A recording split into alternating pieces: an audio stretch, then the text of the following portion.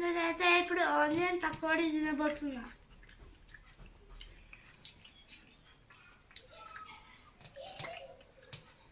ఇదేంటి ఇలా ఉంది? గుడ్డు బజ్జీనా? వావ్!